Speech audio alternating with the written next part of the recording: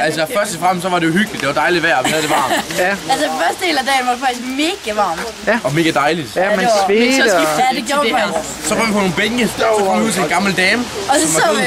Og så fandt vi nogle meget smukke steder. Og så tog vi en masse smukke billeder. Ja, vi gjorde vi gik ind. det var Vi smukt. besluttede os for at ikke skynde os. Og så joinede vi Kenneth. Og så gik vi en omvej. Og så gik det. Med en omvej på en omvej. Med for at gå omvej. en Og så gik vi Med omvej. omvej for at finde en omvej. Jeg tror, vi går 3 omveje. Og så kom vi hertil. Kenneth, er det en af jeres kammerater? Nej, det er vores lærer. Lærer. Ham, der har styr på det hele. Som en gammel spejder. Hey, vi tænkte, Kenneth han har styr på det. Han var lærer og spejder. Nej, han får det helt op nu. Nej, prøv lige gå væk. Så kom vi hertil efter en masse omveje. Og nu er jeg her. Og bussen kommer om 10 minutter.